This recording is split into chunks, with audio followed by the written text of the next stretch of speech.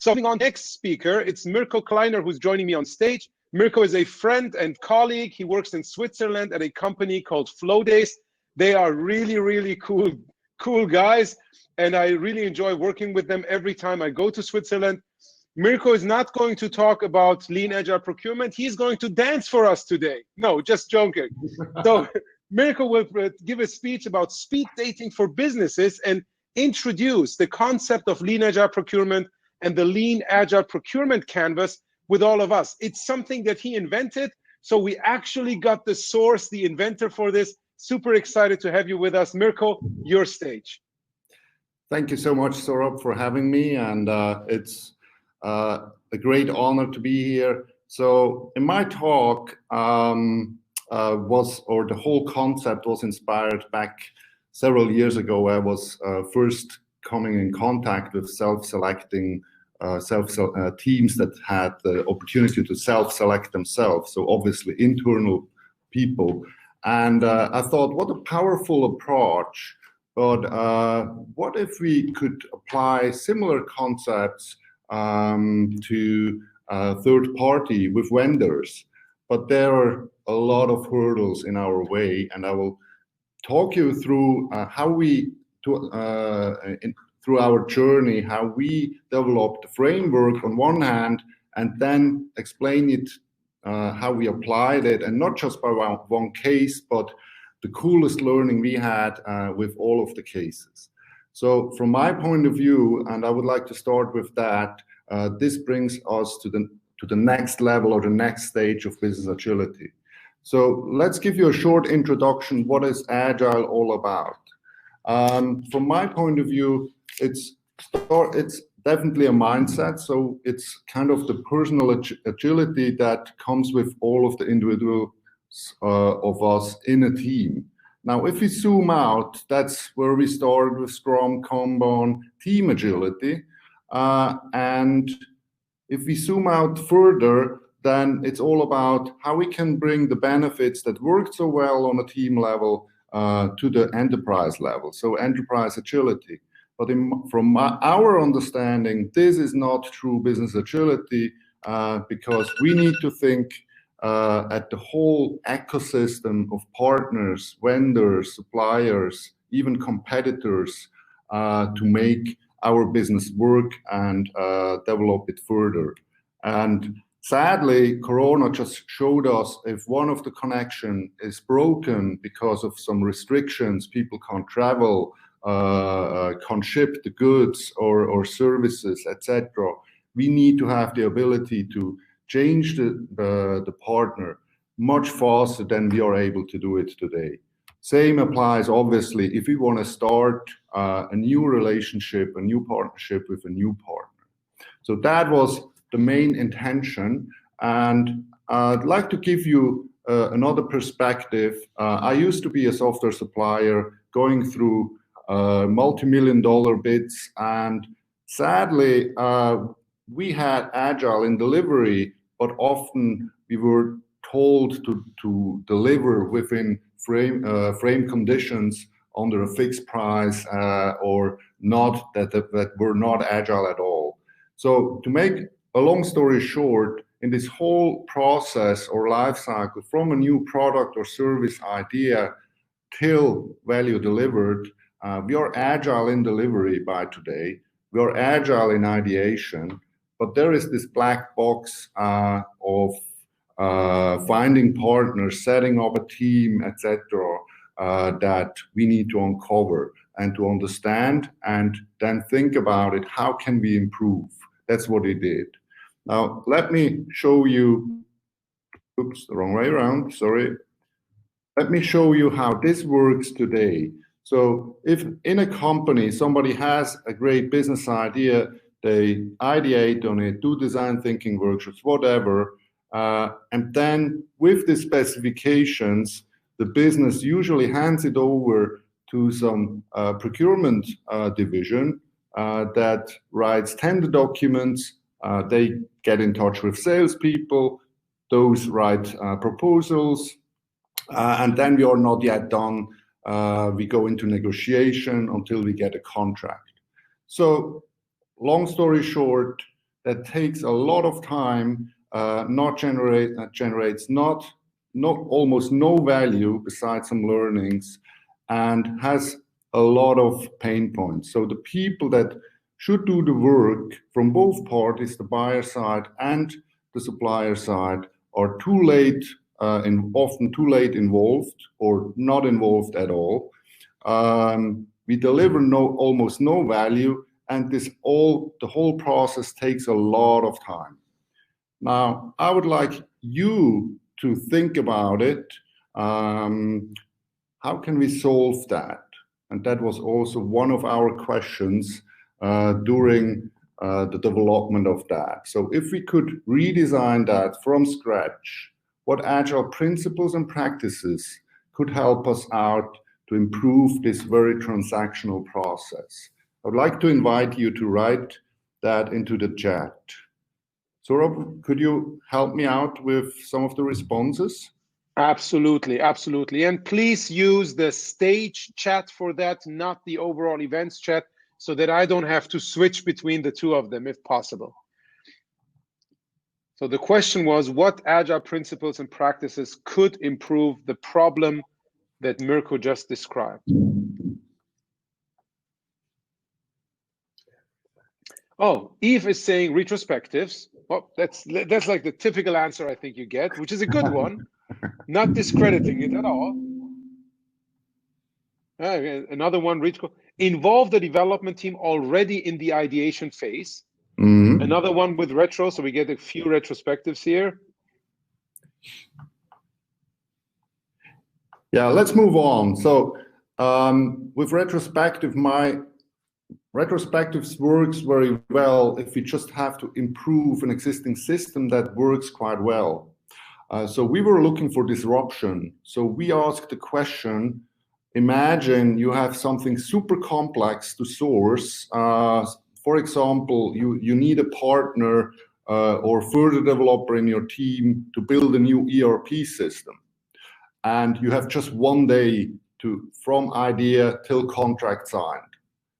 That was our hypothesis. And with that, and there was already the answer, we need to start to include the people, the experts, internally, externally. We need to bring them all at one table, and obviously cross-functional team might help us out. So with our approach, we bring the whole DevOps idea to the next level. So we create a cross-functional team driven by the business or the people that had the idea, and we include not just the development, we also include procurement, compliance, legal, depending on the case.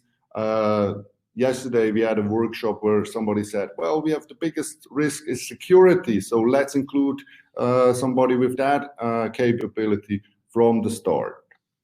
So this team is no more just responsible for the sourcing to find a partner.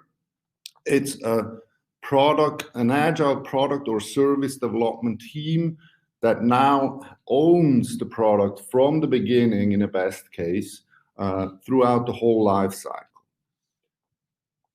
So next thing is, you have seen there were a lot of paperwork was done, and well, in the complex space, if things are uncertain, that's just waste. It just makes no sense. So we got inspired by Alex Osterwalder, who joined Agile100 the last time, with his business model canvas, because it's the same thing in business modeling. So we said, that's awesome, having more of everything on one view. How could help us that throughout the sourcing? And it turned out that the business model canvas just has the key resources, but it doesn't solve how we get them. So we took the idea of the canvas and developed one further. So if we apply Lean-Agile Procurement, we start with the business case, obviously, and then I just would like to walk you through the canvas. So it's divided in two sections mainly. So on the left-hand side, the blue and middle, the right-hand side, it's all about the customer, the buyer side, who wants something. And then we have on the left-hand side, the partner or the people that might deliver the service, the product, or a combination of it. So again, very stupid, very simple. We start with why. Why do we need this service? What's our vision around that product?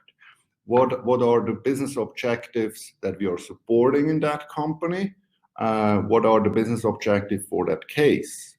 And on the right-hand side, it's all about the what. Who is the customer? What are their needs? While on the left-hand side is then more about the how we can, with what services, products we can solve that customer needs. So we already get a lot of those informations on a business case, but not all of them. So we bring another dimension to the whole thing, and that's the people that need to make that work. So that's on the bottom side. So it turns out that if you're looking for a partner, and sometimes it's just extending your existing Agile team, you're missing an architect, you're missing whatever, an ERP specialist or 2 or 3 of them. So what we say is we need to get first the alignment internally.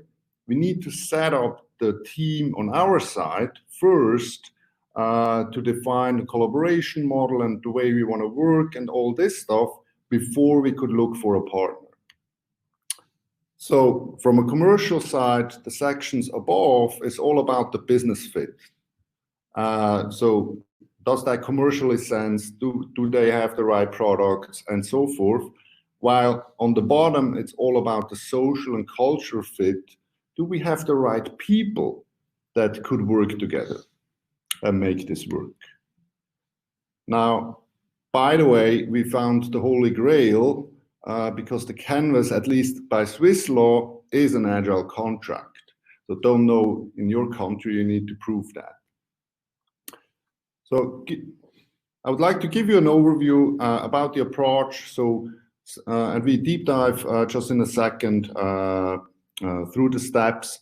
So first step, initialization. We set up the team together with the real, with the sponsor, with the key stakeholders. We empower the team. Step 2, we gather the needs. There might be design thinking workshops with the real users. Otherwise, we are just assuming what the user might need and come from a long list to a short list and prepare the Agile contract, just everything needed. And then the magic happens in step 3. So I mentioned self-selection. So it's kind of the same, but we invite the vendors and not just their sales crew. We demand the people we might work with, and we ask them together to co-create the proposal and then also create a contract. So if you hear that, I'm wondering, what do you think are key success factors to work with such an approach?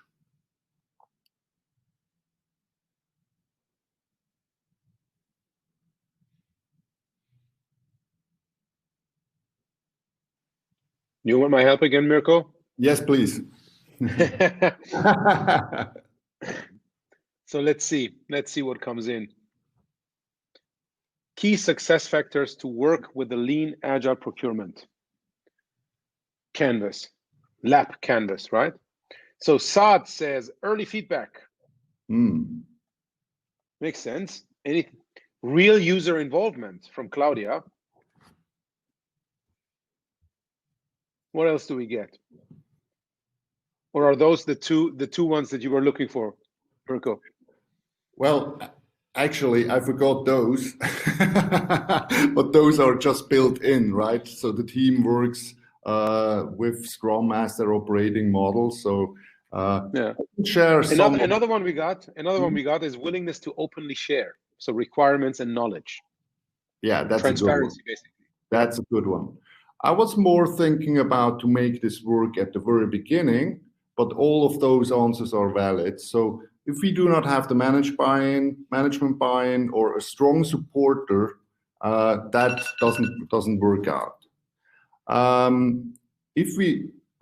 I became quite black and white in terms of the availability. So you could think of, if we set up an agile cross-functional team, and that I'm pretty sure everybody was in that situation, the blaming starts. Oh, I have no time. Why I need to be dedicated? I have so much other duties.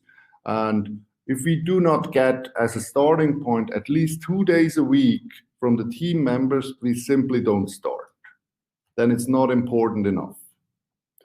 Obviously, we need the right people, and adequate empowerment will come to that. What is also a learning, that a lot of companies have no idea what an agile contract means. So that's already on a critical path from the beginning, because we are so fast as a team that we need to include the lawyer from the beginning, and often they have no idea what we want to have as an end product. So how could that look like? So just that was from a real case. We went through just within 2 weeks from we want to have HR management system till we signed the contract. While the green bars were the days the team worked together, and the blue bars were the 2 days we invited the vendors. Now you could make your own mind what is needed in between with the ambition to sign an agreement at the end of the workshop with the vendors. And I will guide you through with some learnings now. So step one, we have the canvas. We start with why in the middle. What are the objectives? What are just all this stuff? And we want to have that from first hands. So we invite the sponsor, the main stakeholders. And we also, while we have them there, we are also looking for an empowerment of the team. So if we do not have an adequate empowerment, we don't continue, because decision latency is our enemy, obviously. Then the team does, and those are very common practices for the agile guys out there. We do, who is our customer? We create personas. We create a user story map and all that stuff. But we don't do it ourselves. We invite the people behind it. So that might become a workshop with 50 or more people, depending on your case. And we ask them, what is really your need? What is the priority of all those needs? What do you need as a minimum in an MVP, minimum viable product?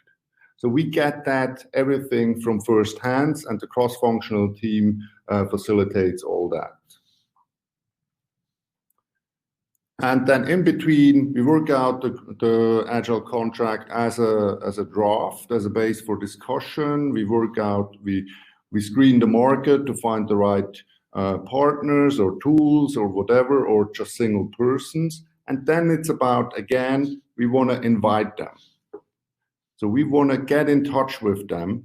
And this is a big room inspired by the big room event, or PI planning, if you like, where we have all the competitors simultaneously in the same room.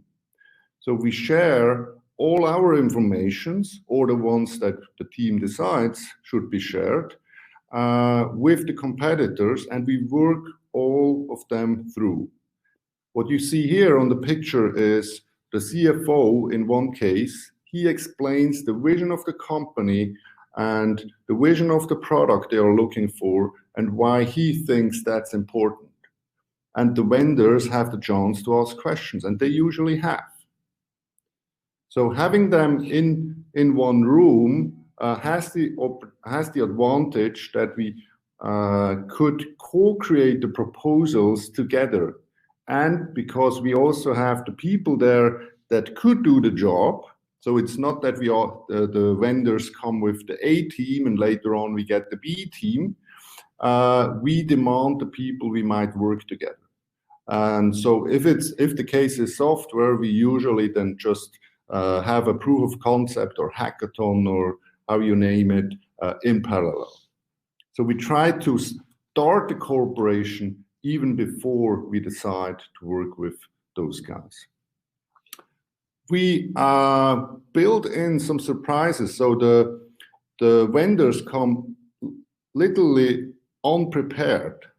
So what you see here are the user stories that the team worked out. It was a staple of maybe 70 or 80 user stories, and we gave them, all the 3 vendors at the same time, and said, estimate it now. Okay, so it was just a relative estimation. And the goal of that was, first of all, we wanted that they got the details of the scope, which we knew will change anyway, but that they got more details around it. What's the complexity? And we also wanted to assess how they deal with that. Because some of them said, well, we are super experienced in Agile and all the practices, blah, blah, blah. And then they failed in a simple task like relative estimation.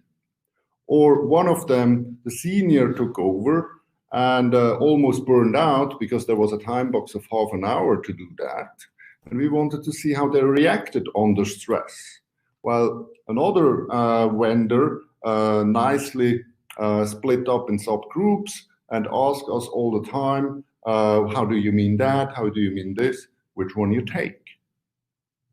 So it's also about this, we want to test the collaboration. Now, the user stories in most of our cases become not part of the contract. What we work out with the vendors is an agile roadmap you see on the right side. So we have per time box, which could be a month or whatever, to be defined, objective, key results, and even KPIs, how we measure that we are on track. And this becomes part of the contract. And this is no more their roadmap. We iterate on it together, so it becomes our joint roadmap, slightly different from a behavior point of view.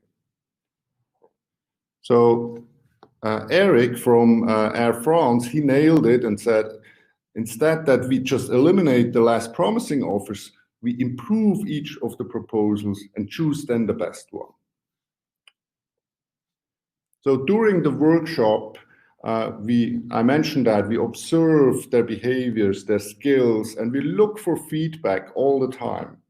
So after each of the exercises we give them, we ask for their current gut feeling, for example, and a statement, and we give them a feedback. And it's not a ranking, it's just that they have immediate feedback, not just at the end of the workshop, so that they can improve. And they also learn from each other. So sometimes strange things happen, like we sourced an ERP system in 4 weeks with this approach. And during the workshop with the vendors, it turned out that the license model is the most complex thing. So as we realized that, we stopped the workshop and we immediately asked the vendors, you're the experts, could you please forget being competitors for the next 15 minutes and work out the best or the optimal license model together for our context? And they did. After 15 minutes, done. So if you're familiar with proposals, usually there is a list of deliverables where the customer wants some estimations, and what vendors usually do is then add to 1 page of deliverables another 10 pages of assumptions and risks and so forth, where they save their ass. And that's obviously, everybody would do that. So we want to get rid of all these extra pages. We want to talk about all their concerns from both ends. So we are there 2 days or 1 day or 4 days, depend on the context, to really talk about everything. And again, we want to see how they react on also difficult topics. So another interesting thing happened, for example, in Auckland, New Zealand. They were sourcing a super complex software where the solutions were slightly different, and also the contractual framework was very different between the vendors. So the lawyer in the cross-functional team came up with the idea, let's just trust them. We just take the contractual framework they provide, we have trust in them, but the only thing we do is we add, it turned out, a 3-pager with the most important things from our side on first priority. And those things are the only things we're going to talk about with all the 3 vendors. So, for example, how we deal with intellectual property, how we deal with warranty, how we deal with risk, and all this stuff was discussed and updated. So this is a very, very creative way of an agile contract, and totally different. So it's no more take it or leave it situation. We create a safe room where we can discuss about everything, identify cost drivers or bad solutions to make it even better together, and then even update the general terms and conditions if needed. So the whole pricing discussion needs to take place as well, right? So these are usually the confidential stuff is done in private sessions. So the cross-functional team works out a cost structure where all of the vendors need to stick at and put in the numbers. So they have 2 days time to come up with all the questions, and we iterate even on the estimations. And then it's more of a commercial discussion, an honest conversation.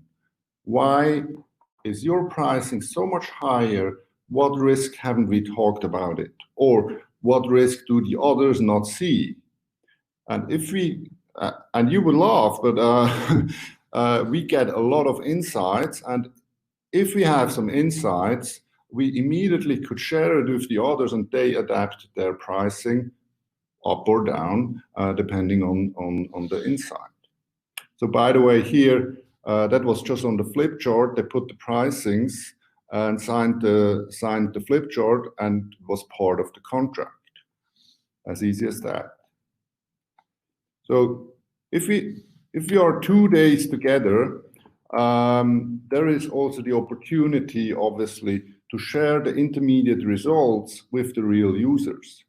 So in one of our cases, we run a proof of concept, not with the happy path, with the real challenging things. And at the end of each day, we invited the users, and more than 100 people showed up, and we asked for feedback. And sadly, they liked one of the competitors, which was not the team's favorite. How to deal with that?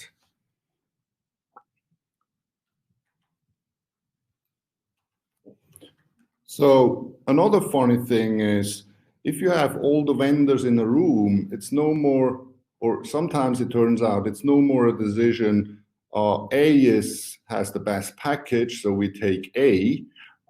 In this case, the team decided to choose a single person from vendor B and the rest of the package from vendor A.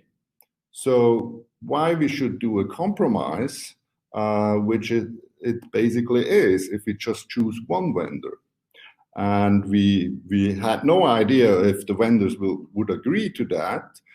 So we asked them, we would really like to work with the guy with the crown. And how we deal with that, is that even thinkable? And they agreed, and we spent another 20 minutes to update the contract, and we signed it, and that's it.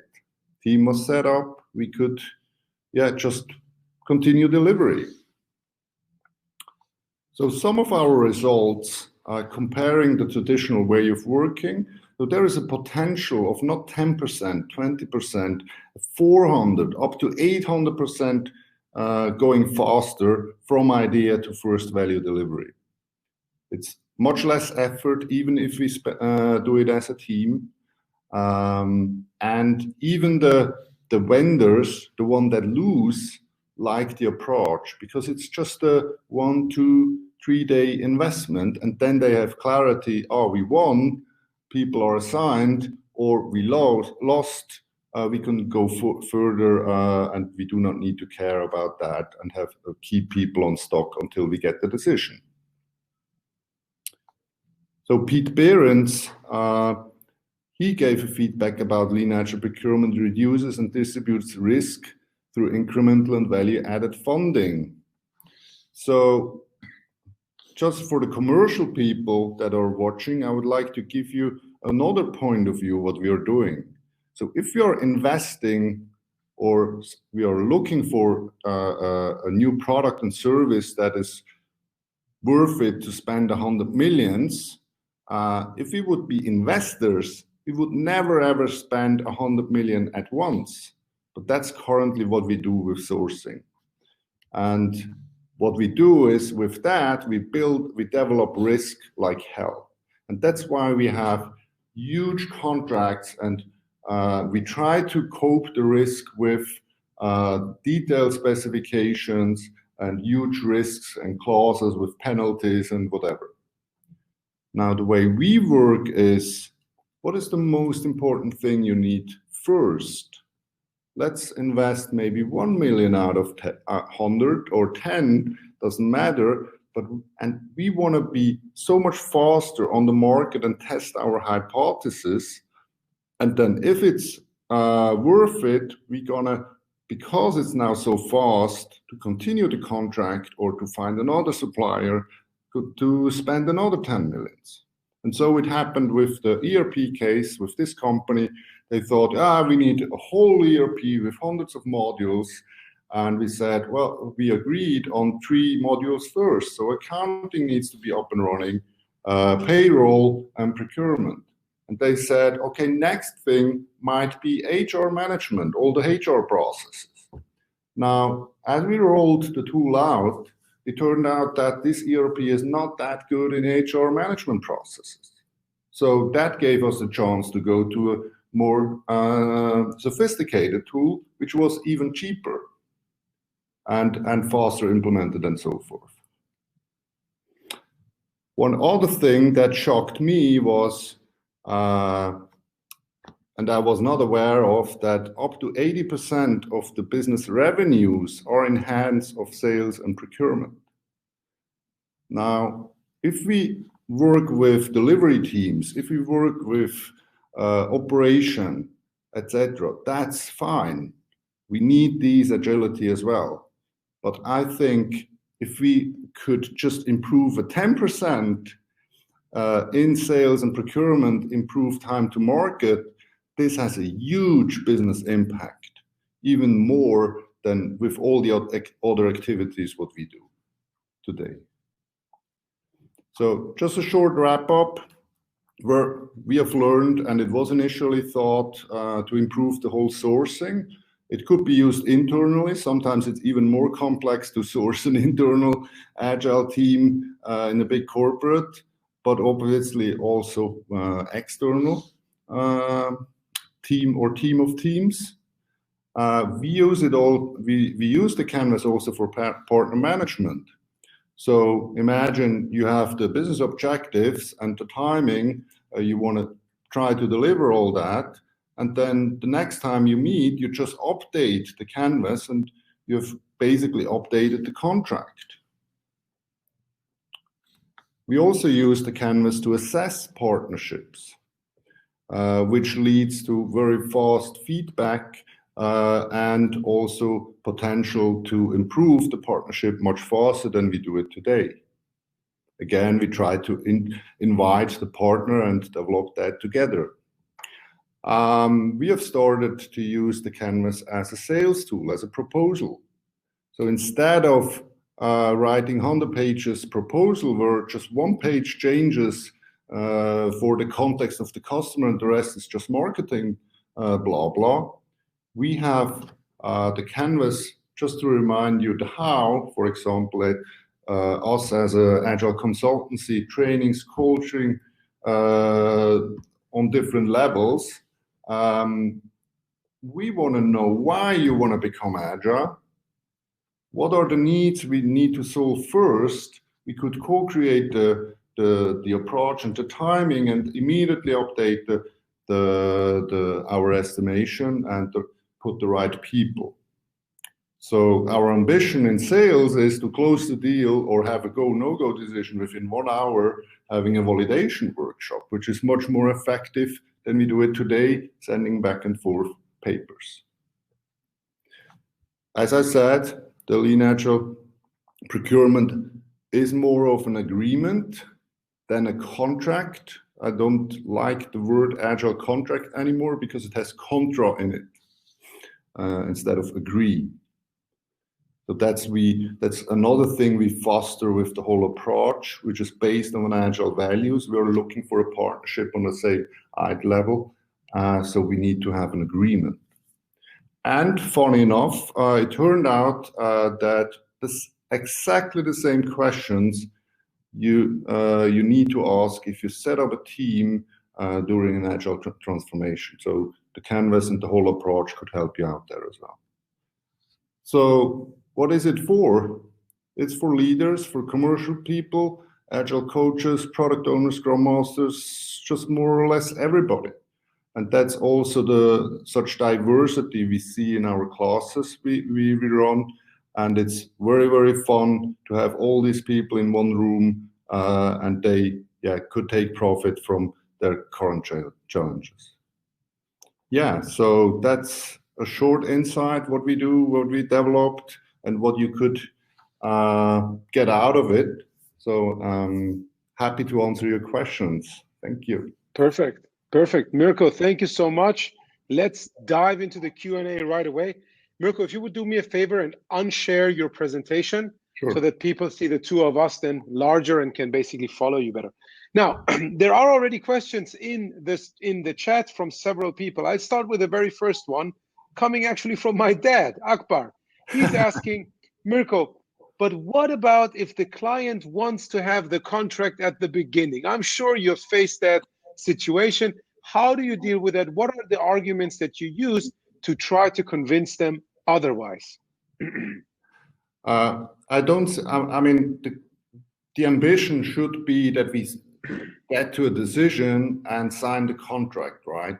So we definitely start with a draft of the contract. So we also include the leadership in that. So they are not out of the scene. The thing is, why we should fix the contract at the beginning, that's not agile. So we try to get in this collaborative mode to see where we can even improve the contract before we fix it, right? Before we sign it. Because what we see is, there could be things that drive complexity or make our collaboration very unusual, difficult, and drives cost or delays things. So we talk about all this stuff and we try to improve it, not just the collaboration and the solution, but even the legal things. And yeah, that's the short answer to that. Yeah. So what I take from this, Mirko, is you basically think about, or you basically set the stage to describe to the customer the same things that we would describe to them in product development. Make them understand that there is uncertainty, first of all. Make them embrace the uncertainty, second, and provide them then with tools and techniques to de-risk systematically, which then gives them comfort. So they get comfort into the process rather than comfort into the contract, because the contract would only be based on a bunch of assumptions, which they know from past experience turns out not to be right, correct? Yes, I would like to add something. A lot of people, in my opinion, think that an Agile contract is just time material, and that's just not true. That's one type you could end up with if you're in total uncertainty somewhere in a startup or in an R&D or such. But in all our cases we have found a way where we could also give a level of confidence that we, for example, agreed on a cost roof, or business objectives that were co-developed within all the parties, and the commercial model that made sense. So it really depends on the context, right? But with the steps we take, that's absolutely correct. We give them some confidence that we do not forget something very important. And because we have all these experts, lawyer, compliance, procurement, business, even the people that will do the job on board, we can't have better people, right, to de-risk what we are doing. So yeah. Absolutely. Now, what I think always is several things. Number one, when we think about contracts, it's very similar to other situations. We basically want to get to an outcome. And there are different ways to get there. And the way that we got there in the past is something that used to work maybe in the past, but doesn't work given the rapid changes in the environment that we're seeing today. So we need to be open to innovate in terms of getting to that same outcome of having a trusted and faithful relationship as two business partners coming together, but maybe with different outputs. So creating that environment for that, I think, is important. And when I was listening to your presentation, in various situations, I came back to the very first sentence of the Agile Manifesto. It's all about individuals and interactions, right? You try to put people in the same room. And when I think about all the situations where I have been in an RFP, it was just sending documents back and forth. Sometimes not even a phone conversation involved, right? They try to make it as less human as possible, whereas your approach is, let's make procurement human again, because you bring the people together, and not only the company and one vendor, but even the different vendors. And I found that very fascinating. So thanks for sharing all of these examples with us. Now, let me go to the second question. Or maybe you want to add? Yeah, just one analogy to that. I mean, the title is speed dating, right? So wouldn't it be weird if we send somebody that we don't know so good to a speed dating who talks to somebody that the other person doesn't know so good to find each other? And that's what we basically do in our business world, right? So it's that weird. So let's go personally there and find out if we like each other. And in reality, we had cases where we had to send back home one of the vendors after 15 minutes. And it was not bad feelings or something. We just said, listen, that won't work out, and we don't want to waste your time, and you should not waste our time. Please go home. We don't have this fit. It's just became obvious, right? Yeah, and like in real life or in speed dating, most likely both parties realize that there is no fit. It's not just one party thinking there's no fit and the other's like, oh, but there is a fit. It usually both realize that there is not fit. So Saad is asking, when we are talking about contracts, he would love to know that which contracts worked here. So professional, procedural, psychological, and maybe you can also go into a bit deeper. You mentioned that time and material is not the only type. What other types you see? So first Saad's question, and then maybe the follow-up with mine. Yeah, now, well, that's a topic, you know, we are just facilitating the process. So, and there is not this silver bullet that the whole community is looking for. That's the perfect Agile contract, unfortunately, beside the canvas, obviously. So what we do with the canvas, we facilitate the right questions, right? And it's giving the direction, giving some frame conditions, talking about what's our preferred way of working, what's the preferred way to deal with risk, what's the preferred way to do this whole commercial thing. And with the help of a lawyer, you can come up with the contract and very fast. Usually this is just a 1-2 hour discussion with the lawyer.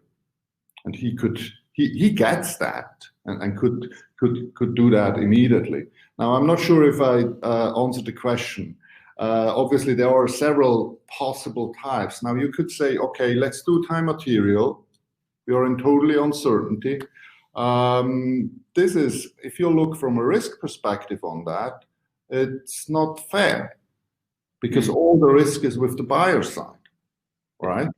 But that could be a decision. But we want to talk about that in the team. Should we take all the risk? If you're fine with that, then it's our decision and we want to do that. If we want to put all the risk to the vendor, maybe we go with some target-based or outcome-based contracts, right? So we just pay them if the outcome is achieved. Now maybe that's not so fine with the vendor, right? So we're gonna talk about that, and we have 2 days. I mean, before we have we use the time within the cross-functional team to make our own mind about it. But as I said, it's not written in stone. This is just a base for discussion, and then we hear the vendors, and often they have more experience in that.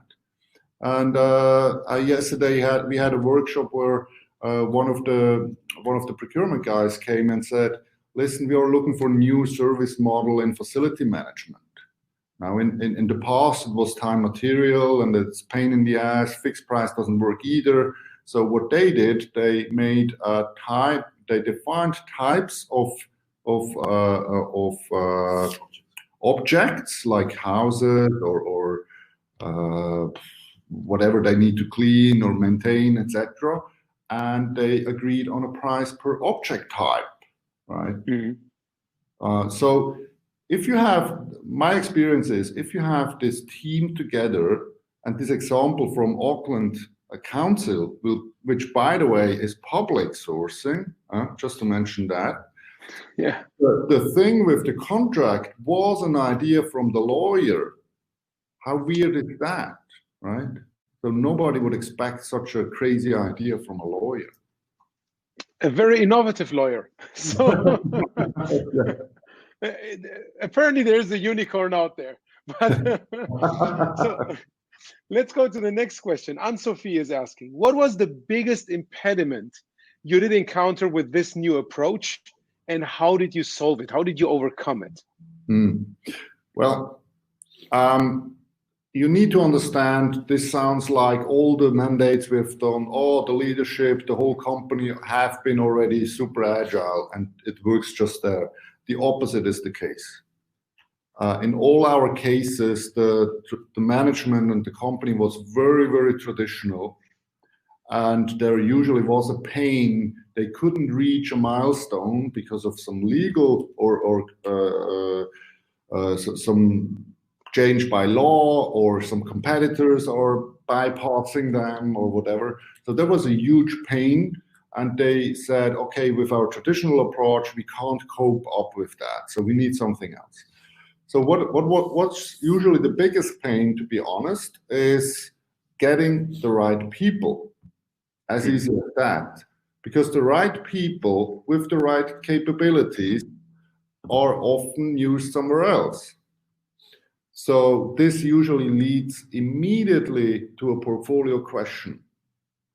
So there, as a coach, as a consultant, as an internal facilitator, we are very strict. We say, if we do not get those people, first we look for capabilities and then for the right people.